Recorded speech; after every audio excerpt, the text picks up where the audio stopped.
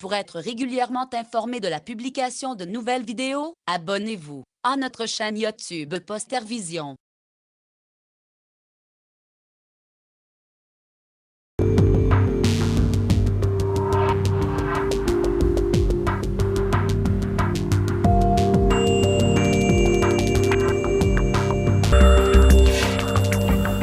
Alors, je reprends les bases juste pour faciliter finalement l'introduction du projet.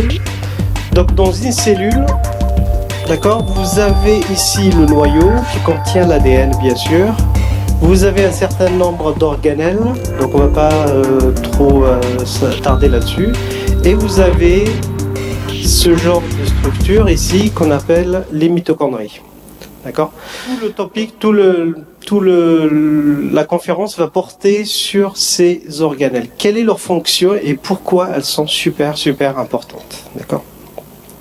Alors, mais dans un premier temps, d'où viennent ces mitochondries? Il faut que vous sachiez, en fait, vous les avez dans vos organismes partout.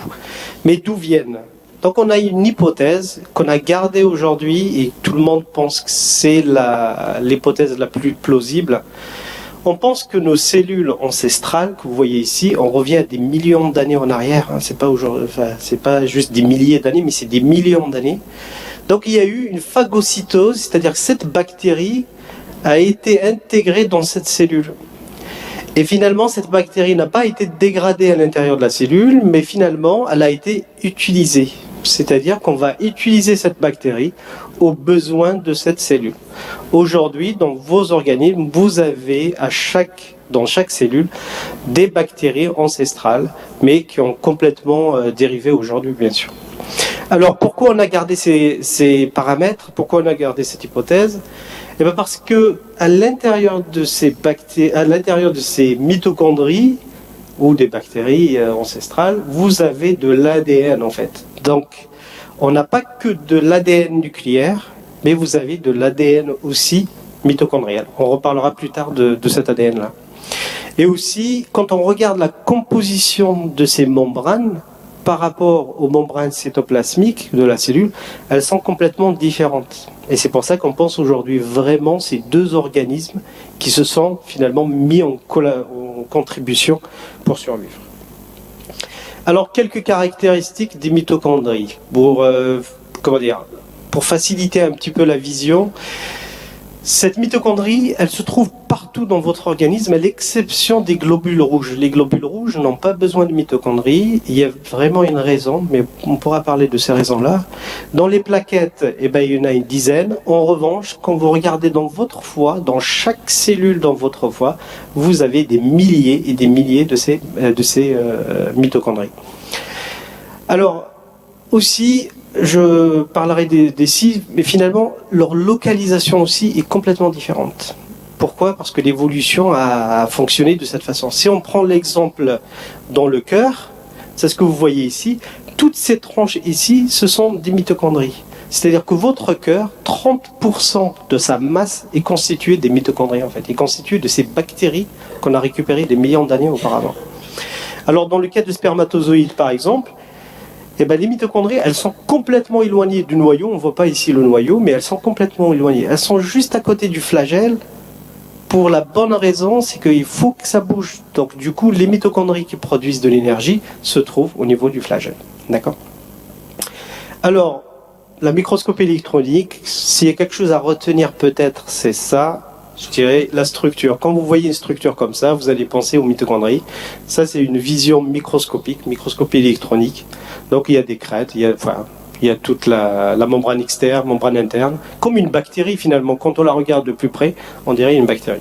Donc, la mitochondrie, vous avez vu la structure précédente. En réalité, aujourd'hui, comme on a des moyens de plus en plus performants, on arrive à les visualiser correctement. Tous ces points rouges dans une cellule, ce sont des mitochondries. Et finalement, ils ne sont pas granulaires comme on les voit, mais finalement, c'est un réseau en fait. Et donc, on arrive aussi à activer un certain nombre de réseaux ici, et on voit une communication les unes entre les autres.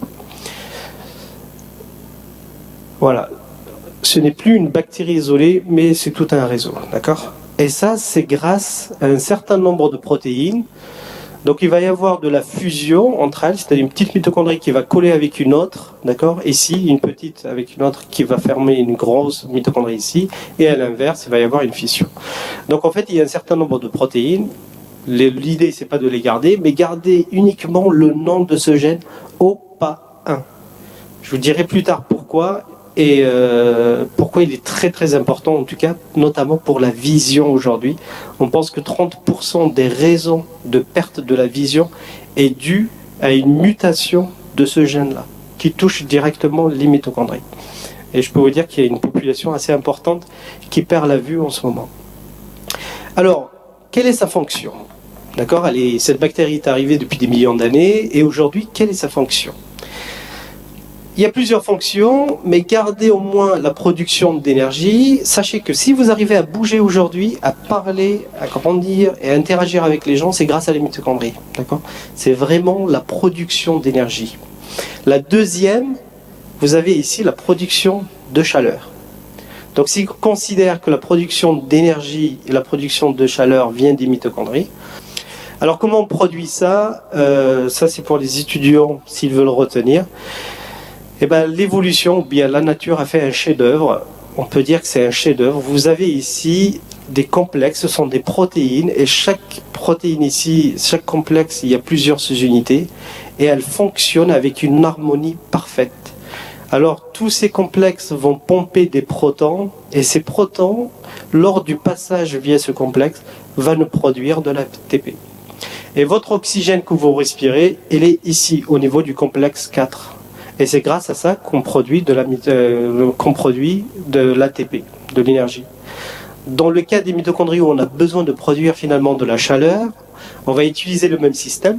Simplement, au lieu de passer les protons via ce complexe qui produit de l'énergie, on va passer ces protons via une autre machinerie ici. Et cette fois-ci, c'est pour produire de la chaleur.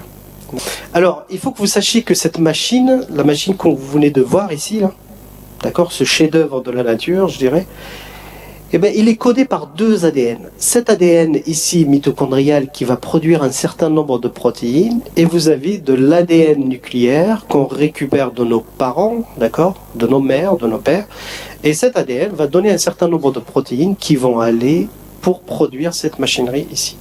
Donc, exemple, si vous prenez le complexe 1 ici, il y a 39 protéines qui viennent du noyau et 7 qui vont venir de l'ADN mitochondrial. D'accord ? Bon, pourquoi j'ai abordé ça? Parce que l'ADN mitochondrial est très important. Aujourd'hui, on sait le visualiser. Souvent, on parle de l'ADN. Souvent, on parle de l'ADN nucléaire que vous voyez ici, mais en réalité, si vous prenez une cellule de votre peau, je regarde l'ADN avec des techniques qu'on dispose aujourd'hui, et bien vous allez voir de l'ADN ici, le noyau, mais vous allez voir plein de points à l'extérieur. Et tout ça, c'est de l'ADN mitochondrial que vous voyez ici.